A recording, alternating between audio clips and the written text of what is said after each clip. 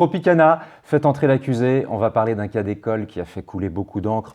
Tropicana et le plastique. C'est un cas d'école qui a révélé les tensions qu'il peut y avoir, tensions fortes dans le secteur de l'alimentaire, qui révèle des axes futurs pour les marques et dont on va développer 5 principaux enseignements.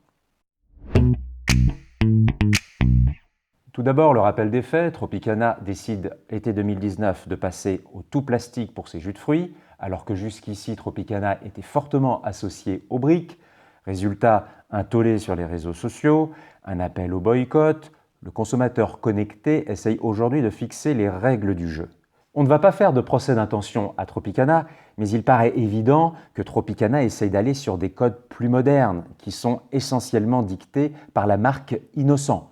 Tropicana appartient à PepsiCo, Innocent appartient à Coca. Je crois qu'on assiste à une véritable guerre froide dans les jus réfrigérés.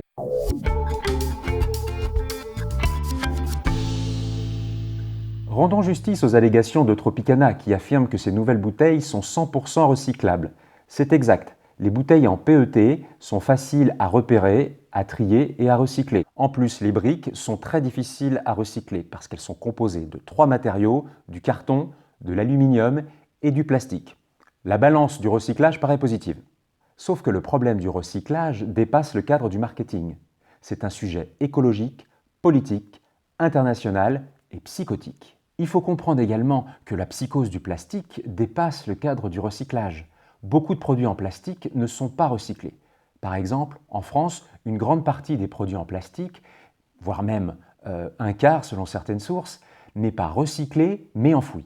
En gros, on met la poussière sous le tapis. Et puis surtout, il y a une part d'incivisme et d'inattention. Quand on prend un menu à déjeuner, on a une bouteille, on va faire un pique-nique, on oublie parfois les déchets, certains nous échappent, on le voit près des lacs, on le voit dans les montagnes. Résultat, beaucoup de produits finissent en dehors du processus de recyclage. Il y a donc une problématique spécifique sur les contenants mobiles en plastique, ce qui concerne les fabricants de jus. Résultat, acheter un contenant plastique, ça signifie quoi pour un consommateur? Eh bien, ça signifie qu'il a potentiellement en main un polluant. Le compromis et le trade-off sont très durs. C'est un peu comme si à un diabétique, on lui disait « on a rajouté du sucre, vous inquiétez pas, c'est assimilable par l'organisme ». Et pour un diabétique, ça ne marche pas. Aujourd'hui, l'enjeu pour les entreprises, il est simple et il est bien compris, c'est de produire moins de plastique ou de savoir le récupérer. Exemple, le projet Loop, catalysé par 25 multinationales, qui est une plateforme d'économie circulaire et qui permet aux consommateurs de rendre aux livreurs les emballages qui ont été utilisés. Par rapport à ce mouvement, par rapport à cette tendance de fond, Tropicana a fait de la disruption, mais là, la disruption est vraiment nasty.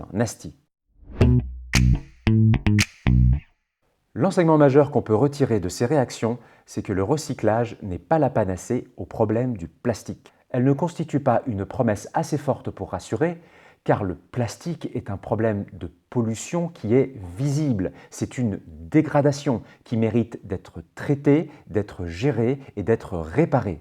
Elle demande de la modération, du curatif, de la discipline et des solutions.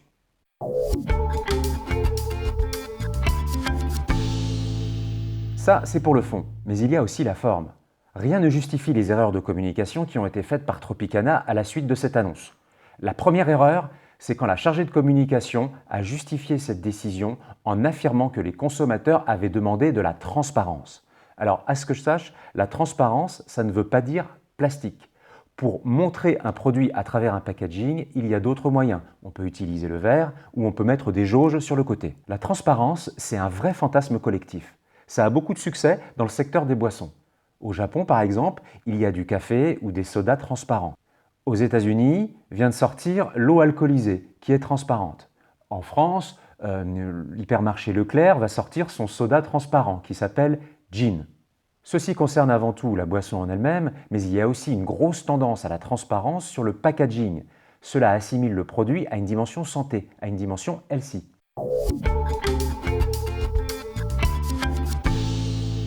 La transparence, c'est un sujet extrêmement complexe car c'est à la base un concept sensoriel qui est passé dans le registre moral et qui porte une exigence forte. La transparence, c'est compliqué et je reviendrai sur la notion dans une autre vidéo, mais on doit relever tout de même quelques éléments importants. Qu'est-ce qui émerge à travers ces réactions? 1. La souveraineté du consommateur. Le rapport de force est maintenant en sa faveur. La marque fait ce que le consommateur exige. 2. La citoyenneté comme valeur contagieuse. Le concept de transparence a émergé de manière démocratique dans la vie publique comme un droit de savoir accordé à tout un chacun.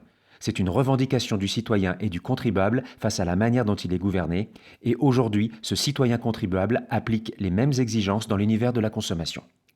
3. L'instantanéité. L'information sur le produit doit être instantanée, voire même intrinsèque au produit. 4. Il y a certainement à travers le jus de fruits une recherche de pureté. Les mentions et les photos ne peuvent plus parler autant qu'auparavant sur ce qu'il y a dans la bouteille. On assiste donc sur ce secteur à une revanche du produit sur le facing, de la beauté intérieure sur la beauté extérieure. Ici, le pack équivaut négativement à tout ce que la marque produit et transforme. C'est devenu un témoin de la nature industrielle du jus et donc un nouveau frein. Ce qui est plus gênant, c'est le rôle donné au consommateur.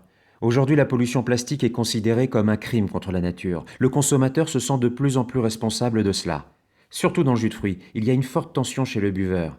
Il achète un produit sain pour son organisme, mais un contenant qui pose problème à cette même nature.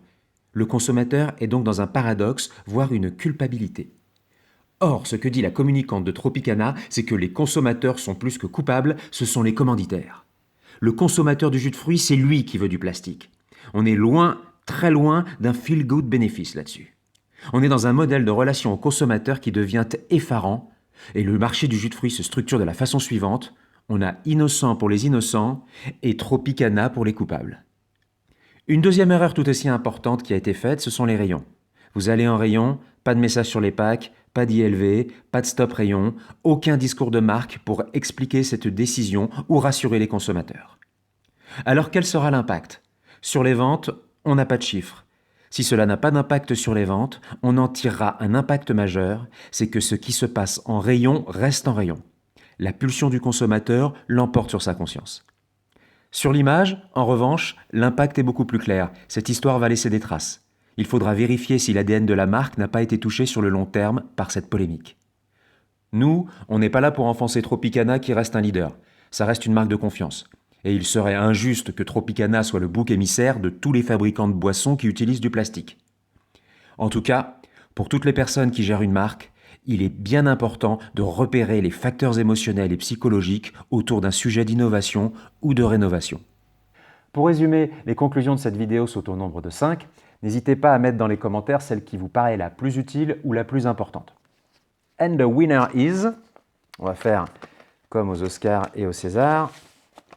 Conclusion numéro 1. Le recyclage n'est pas une promesse assez forte dans certains contextes, notamment dans le contexte des contenants mobiles en plastique. Conclusion numéro 2. Le consommateur connecté veut fixer les règles du jeu. Conclusion numéro 3. Le produit prend enfin sa revanche sur le packaging. Conclusion numéro 4. Le contenant doit parler de ce qu'il est, c'est la moindre des choses, ou bien disparaître à jamais. Conclusion numéro 5. Une étiquette, c'est définitivement comme une affiche. La marque idéale vous remercie de votre attention. Si vous avez aimé cette vidéo, n'hésitez pas à liker et à vous abonner à la chaîne.